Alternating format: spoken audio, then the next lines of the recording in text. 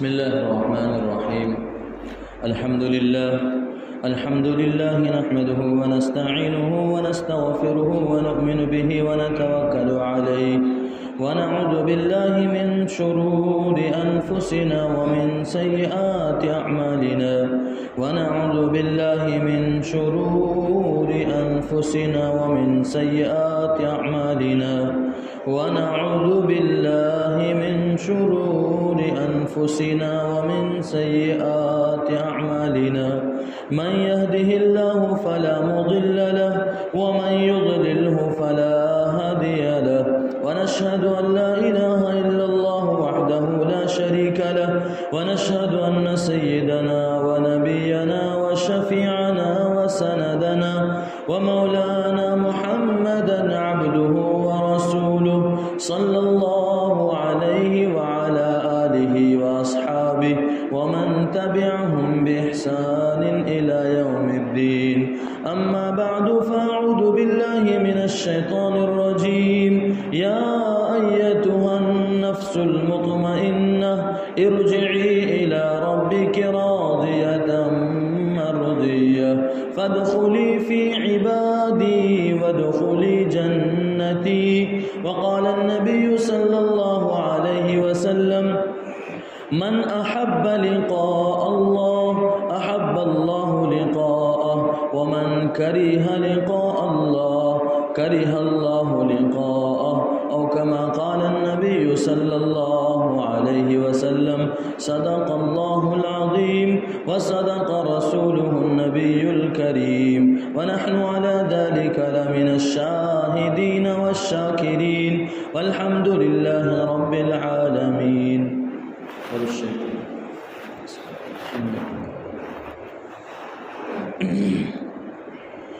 میرے محترم بزرگوں اور دینی بھائیوں، اللہ تعالیٰ نے قرآن کریم میں نفس کے بارے میں ذکر فرمایا ہے. کہیں پر اللہ نے مطلقاً کہا بغیر کسی صفت لائے ہوئے نفس کا نام لیا، اور کہیں پر اللہ تعالیٰ نے نفس کی صفت بیان کی اور 3 الگ الگ نفس کو نام دیے: نفس عمارہ، نفس لوامہ اور نفس مطمئنہ. یہ نفس کیا ہے؟ تو نفس انسان کے سینے میں ایک چیز ہے جو ہمیشہ انسان کو برائی پر ابھارتا ہے، کبھی بھی اچھائی پر نہیں ابھارتا ہے. اور جب انسان کڑی محنت سے مجاہدہ کر کے مشقت اٹھا کر اللہ کی خوب فرما برداری کر کے اس کو مغلوب کر دیتا ہے اور انسان اس کے اوپر جیت حاصل کر لیتا ہے، تو پھر یہ نفس جو ہے انسان کا غلام بن جاتا ہے. پھر انسان اس کو جس طرح چاہتا ہے اس طرح پھر وہ نفس کام کرتا ہے. ورنہ اصل اگر اس نفس کو آزاد چھوڑ دیا جاوے تو یہ نفس ہمیشہ انسان کو برائی پر ابھارتا ہے، ہمیشہ اللہ کے خلاف کام کرنے پر ابھارتا ہے. اسی لیے آنے والا جو مہینہ رمضان کا آ رہا ہے اس میں یہ کہا حدیث پاک میں ہے کہ جب رمضان کے دن شروع ہوتے ہیں تو اللہ تعالیٰ سارے ہی شیاطین کو بند کر کے قید میں ڈال کر کے سمندروں میں پھینک دیتے ہیں، اور کوئی بھی شیطان زمین پر باقی نہیں رہتا ہے. گویا کہ بندوں کو پوری طرح سے شیطان سے بچانے کا اللہ نے اہتمام فرمایا ہے رمضان کے دنوں میں. لیکن اس کے باوجود بھی ہم لوگ دیکھتے ہیں کہ بہت سارے لوگ ہیں روزہ نہیں رکھتے، بہت سارے لوگ ہیں رمضان کے دنوں میں رمضان کے روزے بھی نہیں رکھتے، اور اس کے بعد یہ ہے کہ نماز بھی نہیں پڑھتے. اور پھر اور بھی بہت سارے بندے ہیں جو رمضان کے اندر برائیاں کرتے ہیں، بلکہ بعض بندے تو یہاں تک دیکھے گئے جو شراب پیتے ہیں. الغرض کچھ اللہ کے ایسے بندے ہیں جو رمضان کے دنوں میں بھی برائیاں کرتے ہیں. تو سوال یہی ہوتا ہے کہ جب اللہ نے شیاطین کو پوری طرح سے قید کر دیا اور جکڑ کر ان کو چین موٹی سی اور بڑی سی چین کے اندر جکڑ کر کے سمندر میں پھینک دیا کہ یہ شیاطین ہمارے بندوں کو نہ بھٹکائے اور ہمارے حق کے راستے سے ان کو گمراہی کی طرف نہ لے جاوے، اور یہ شیاطین بندوں کو روزے رکھنے میں خلل پیدا نہ کرے، یہ شیاطین بندوں کو اللہ کے ذکر میں خلل پیدا نہ کرے، یہ شیاطین اللہ کے بندوں کو اللہ کے قرآن کی تلاوت میں رکاوٹ کا ذریعہ نہ بنے۔ الغرض جتنی بھی نیکیاں ہیں ان سب کو کرنا بندوں کے لیے آسان ہو جاوے، اللہ نے سارے شیاطین کو بند کر دیا۔ پھر یہ چند بندے آخر ایسے کیوں ہوتے ہیں جو رمضان کے دنوں میں بھی برائیاں کرتے ہیں؟ تو وہاں لکھا یہ گیا ہے کہ فضائل اعمال میں بھی تقریباً لکھا ہے کہ وہ اس لیے وہ بندے برائیاں کرتے ہیں کہ شیاطین تو قید ہو جاتے ہیں لیکن اس کا نفس تو آزاد ہے۔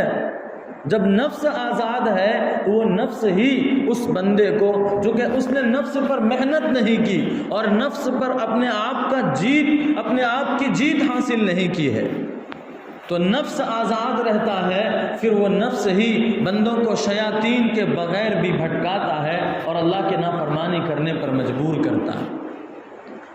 تو یہ نفس اتنا خطرناک چیز ہے۔ انسان کو دو چیزوں سے ہمیشہ پناہ مانگنا چاہیے اللہ کی، یا اللہ شیاطین سے پناہ عطا فرما، اور نفس جو برائی پر ابھارنے والا ہے ایسے نفس سے حفاظت فرما۔ یہ ہمیشہ انسان کو دعا کرتے رہنا چاہیے۔ خیر، تو اللہ تعالیٰ نے 3 نفس کا ذکر قرآن کریم میں فرمایا ہے۔ ایک 13ویں پارے کے اندر شروع میں ہی ہے، حضرت یوسف علیہ السلام نے فرمایا وَمَا أُبَرِّئُ نَفْسِي إِنَّ النَّفْسَ لَأَمَّارَةٌ بِالسُّوءِ، کہ میں اپنے آپ کو پاک صاف نہیں کہتا ہوں کہ میں جو گناہوں سے بچ گیا، زلیخا مجھے برائی کی طرف بلا رہی تھی اور میں محفوظ رہا، اللہ نے مجھے بچا لیا، اور پھر اس کے بعد 7 سال تک یا 10 سال تک جیل کے اندر بغیر قصور کے رہا، پھر اللہ نے مجھے آزادی عطا کی اور میری عفت کو ثابت کیا۔ اس کے باوجود بھی حضرت یوسف علیہ السلام نے فرمایا میں اپنے نفس کے بارے میں نہیں کہتا ہوں کہ میرا نفس بہت اچھا ہے۔ کیوں؟ اس لیے کہ نفس تو ہمیشہ امارتن، اصل میں ہے عامر، امارہ سے معنی حکم کرنا، لیکن اس کو جب فعال کے وزن پر لایا جاتا ہے، عربی گرامر ہے اس کے حساب سے فعال ایک بہت زیادہ تاکید کا معنی پیدا کرنا ہو تو اس کو دوسرے صیغوں میں لے جایا جاتا ہے، وہ فعال کا ایک وزن ہوتا ہے۔ تو یہاں پر امار کا لفظ لایا، یعنی امارہ سے کام نہیں چلے گا، یہ نفس اتنا خطرناک ہے کہ بہت زیادہ برائی پر ابھارتا ہے، تو بہت زیادہ بتلانے کے لیے یہ تاکید کا صیغہ لایا گیا۔ اس سے پتہ چلتا ہے کہ نفس کبھی بھی انسان کو اچھائیوں کی طرف نہیں بلاتا، ہمیشہ امارہ ہے، وہ ہمیشہ برائیوں کی طرف بلاتا۔ ایک نفس یہ ہے۔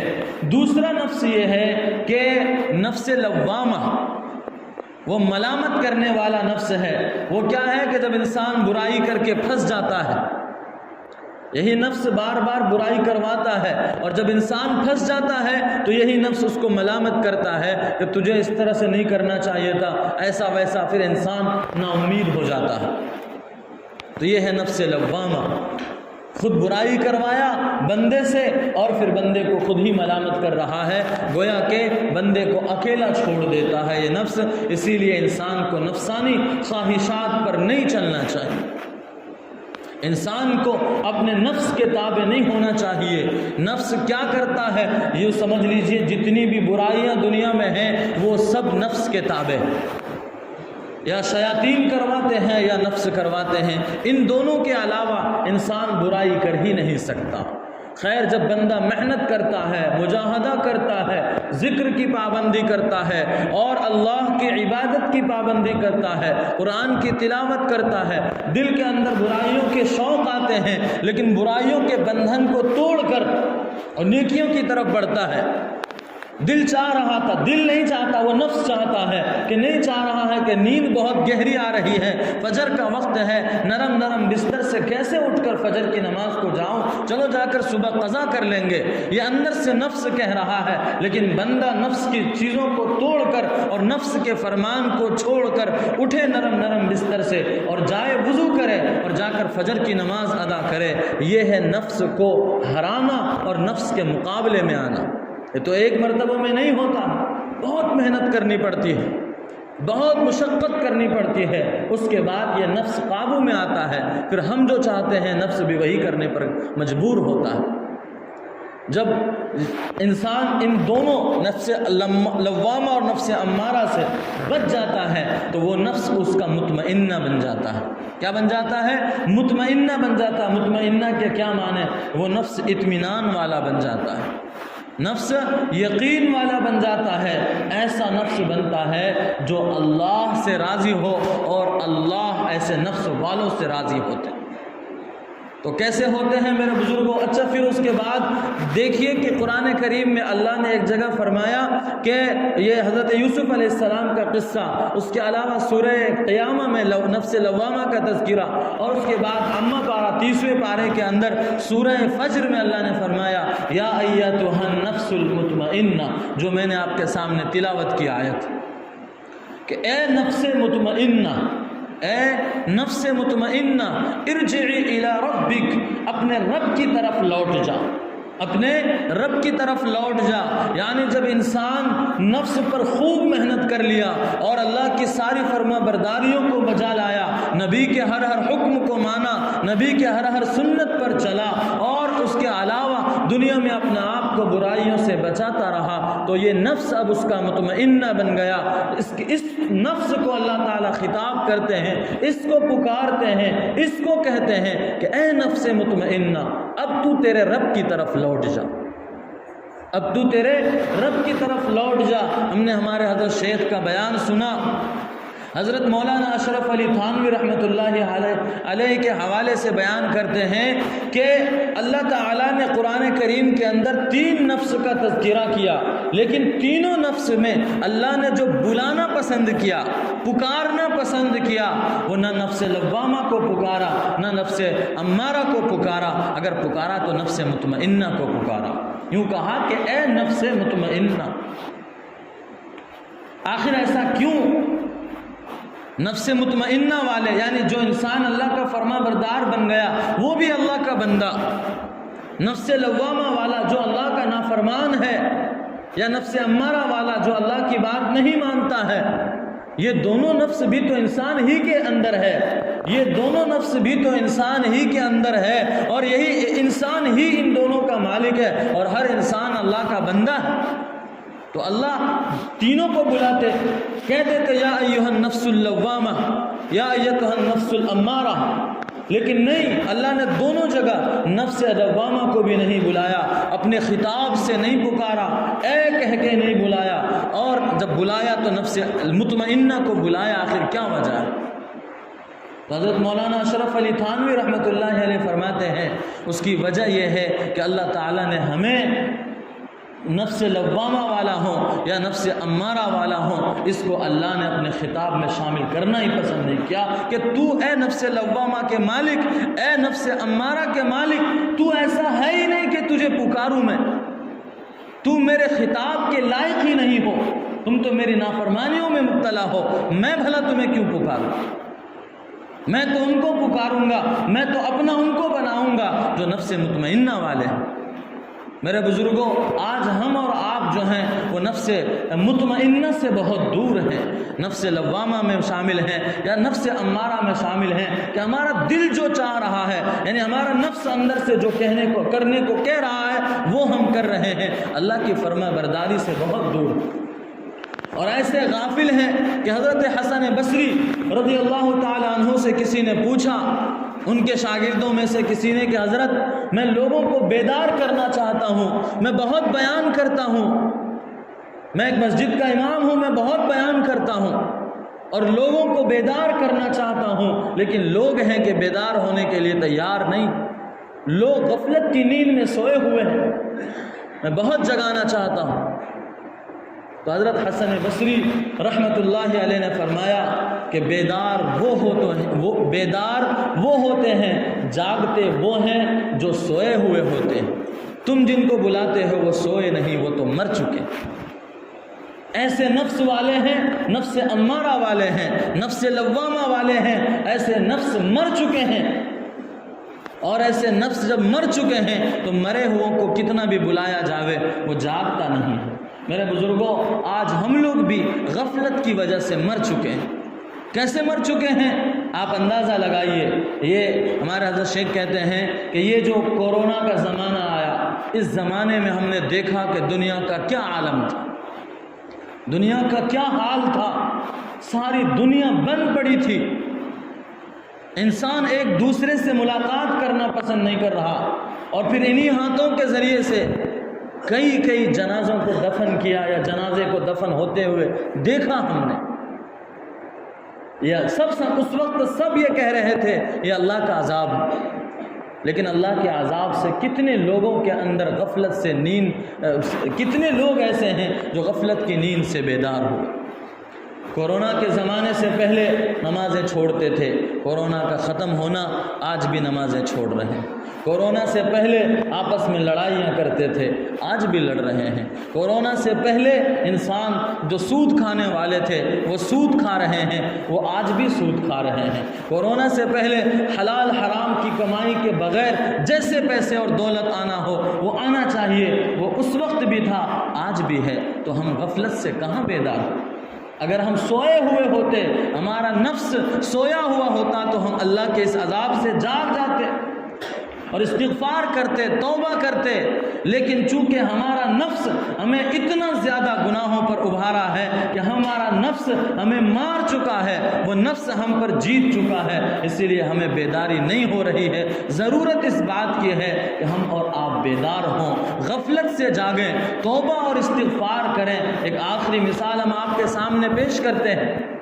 آج دنیا کے حالات بہت بدترین ہیں، ہر طرف مسلمانوں کو ستایا جا رہا ہے، مسلمانوں کے حالات بہت برے ہیں، لیکن اس کے باوجود بھی کیا ہماری مسجدیں آباد ہیں؟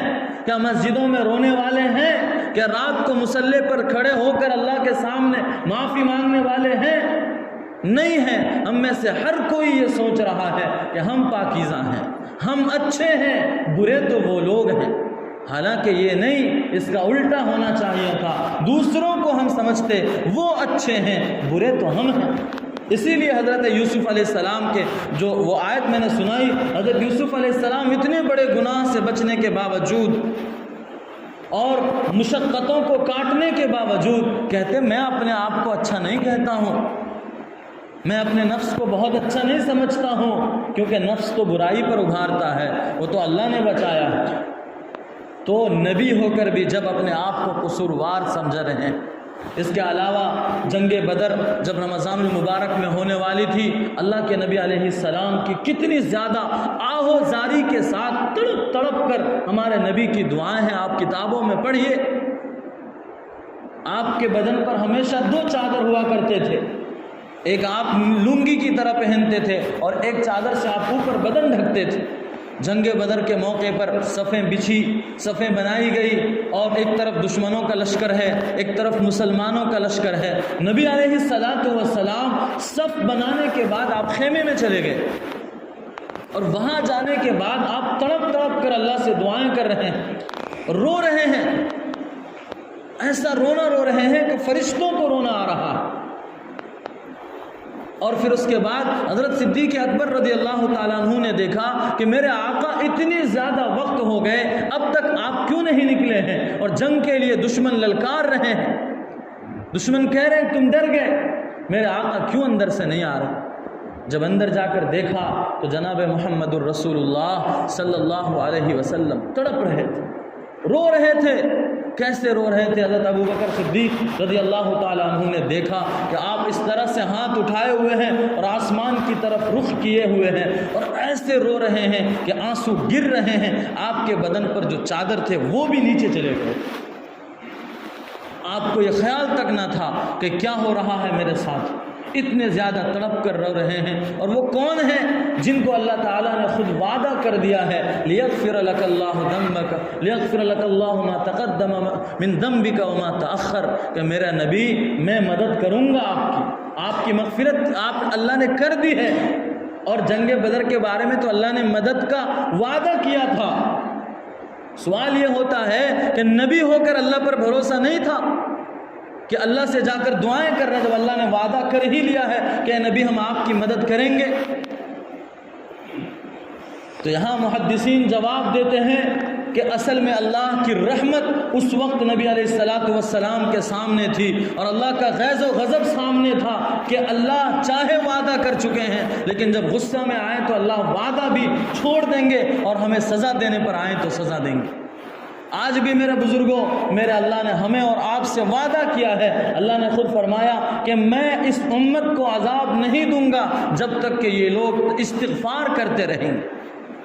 آج ہم پر عذاب آیا اور ہم استغفار سے دور ہیں، اللہ سے معافی مانگنے سے دور ہیں، اپنے آپ کو قصوروار ٹھہرانے سے دور ہیں، دوسروں کو غلط سمجھ رہے ہیں، اپنے آپ کو پاکیزہ سمجھ رہے ہیں. یہ ہماری بھول ہے. اور جب تک ہم اپنے آپ کو اچھا اور سامنے والوں کو برا سمجھتے رہیں گے، یوں سمجھ لیجئے کہ ہم اور زیادہ ناکامی کی طرف جاتے رہیں گے، کبھی بھی کامیابی کی طرف نہیں بڑھیں گے.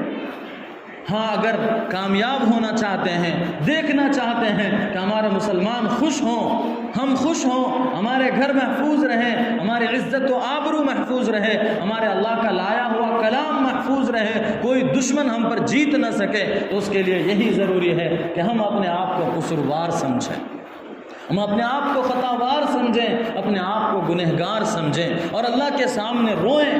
ایک مثال آخری حضرت یونس علیہ السلام ہیں. آپ کی قوم کو آپ نے بہت سمجھایا کہ میں اللہ کا نبی ہوں، مان لو، لیکن لوگ ماننے کے لیے تیار نہیں. لوگ کہتے ہیں یونس اگر تیرا رب قادر ہے عذاب دینے پر تو کہہ دے تیرے رب کو کہ وہ عذاب لے آئے، ہم تو نہیں ماننے والے. حضرت یونس علیہ السلام نا امید ہو گئے.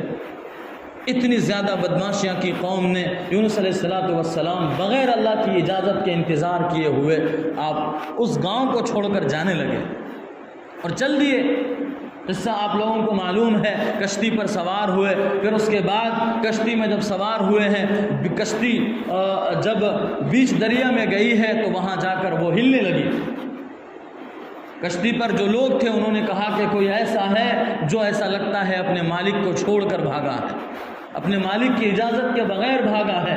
یونس علیہ السلام نے کہا میں ہی وہ انسان ہوں کہ میں اپنے اللہ کی بات کو مانے بغیر، اللہ کا حکم آئے بغیر کہ ہجرت کر جا، میں ایسے ہی نکل لیا ہوں.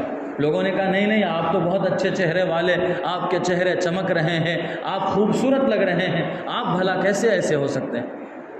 تو لہذا پورا اندازی کیا جاوے اور چٹھی پر لکھ کر سب کے نام لیے جاوے، کون بھگوڑا ہے اس کے ہاتھ میں وہ آئے گا.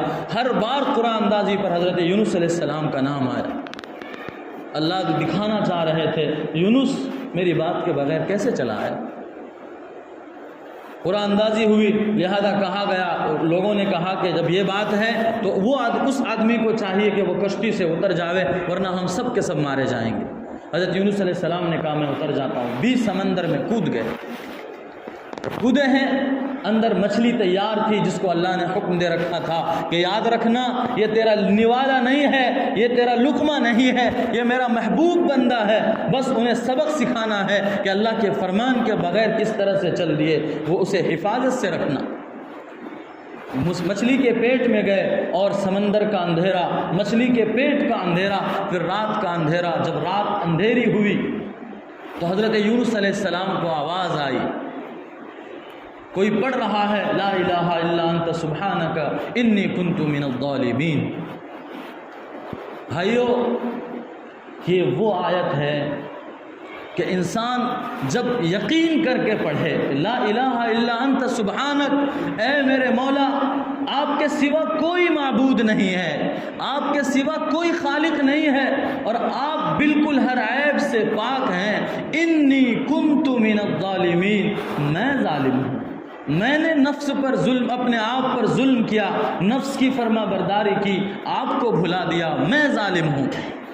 جب انسان یقین سے پڑھتا ہے، حدیث پاک میں اس آیت کے بہت سے فضائل آئے، بڑی بڑی مصیبتیں ٹل جاتی ہیں۔ لہذا جب یہ آیت حضرت یونس علیہ السلام نے بار بار پڑھی تو اللہ تعالیٰ نے مچھلی کو حکم دیا اور مچھلی نے جا کر آپ کو باہر نگل دیا، کنارے پر آپ چلے گئے۔ خیر ادھر یہاں یونس علیہ السلام نے اللہ سے توبہ کی، ادھر ان کی قوم جو بہت زیادہ نافرمانیوں میں مبتلا تھی، بات نہیں مانتی تھی، انہوں نے دیکھا کہ ایک بادل آ رہا ہے اور یقین تھا ان کو کہ اس بادل میں اللہ کی طرف سے عذاب ہے۔ ہم اور آپ جب بادل دیکھتے ہیں تو خوش ہو جاتے ہیں کہ بارش ہے، ہمارے نبی جب بادل دیکھتے تھے تو دوڑ کر ڈر کر مسجد میں چلے جاتے تھے اور رونے لگتے تھے کہ اللہ کا عذاب تو نہیں آ رہا ہے، کیونکہ قوم عاد پر بھی یا قوم سمود پر، اسی طرح حضرت یونس علیہ السلام کی قوم پر بھی اسی بادل میں عذاب آیا تھا۔ تو وہ قوم جب دیکھی کہ بادل میں عذاب آ رہا ہے تو وہ سب کے سب سجدے میں گر گئے اور رونے لگے اللہ کے سامنے۔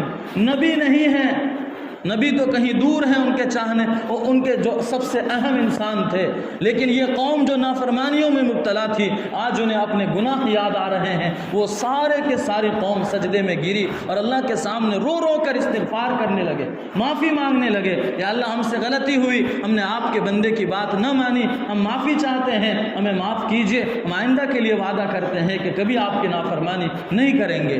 جب قوم نے اللہ کے سامنے توبہ کیا اور رویا تو اللہ تعالیٰ نے اس عذاب کو ہٹا دیا۔ میرے بزرگوں، آج دنیا میں اللہ کا عذاب یہ ہے کہ ہم اور آپ اور مسلمان ذلیل ہو رہے ہیں، دشمن ہم پر زیادہ طاقتور اپنے آپ کو سمجھ رہے ہیں، وہ ہمارے قرآن کو مٹانا چاہتے ہیں، ہمارے دین کے کاموں کو ختم کرنا چاہتے ہیں، مدارس مساجد پر پابندی لگانا چاہتے ہیں، وہ نہیں لگانا چاہتے۔ اللہ ہم سے روٹھا ہوا ہے، اللہ ہم سے ناراض ہیں، ہم نے اپنے خالق کو ناراض کیا ہے۔ ہمیں بھی چاہیے کہ آج اللہ سے ہم توبہ کریں، ہر روز توبہ کریں، ہر دن توبہ کریں، گھر والوں کو حکم دیں کہ وہ بھی توبہ کریں۔ اللہ مجھے اور آپ کو سچی پکی توبہ کی توفیق عطا فرمائے اور اپنے نیک بندوں میں شامل فرمائے۔ وآخر دعوانا الحمدللہ۔